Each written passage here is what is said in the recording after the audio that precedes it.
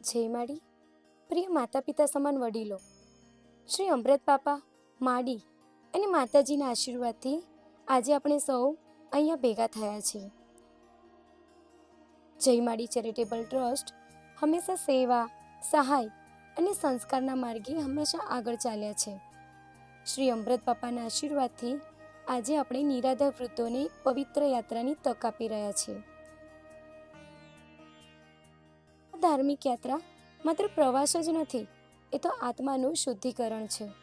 મંદિરોના દર્શન, ભક્તોની સંગત અને ભજન કીર્તનથી મન પ્રસન્ન બને છે અને ખરેખર જીવનમાં ચિંતાનો ભાર છે ને એ ઉતરી જાય છે. આ વડીલોએ તેમના જીવનમાં ઘણું જોયું, દુઃખ સહન કર્યું, પણ આજે આ યાત્રા તેમના જીવનમાં આશીર્વાદ અને નવી ઉર્જા આપે એ જ અમારી પ્રાર્થના છે. બાપા હંમેશા કહેતા કે ભક્તો ભગવાનના ઘર સુધી જવાનું એ જીવનના અંતિમ પ્રસાદ જેવું છે.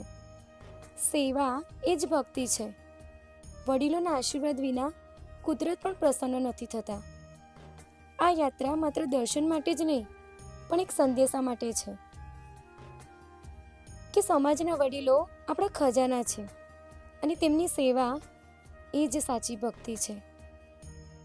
તો ચાલો સૌ સાથે મળીને શ્રી અમૃત બાપા, માડી અને માતાજીના આશીર્વાદથી આ યાત્રાનો પ્રારંભ કરીએ. જય માડી. અમૃત બાપાની કૃપા હંમેશા આપ પર રહે. હર હર મહાદેવ.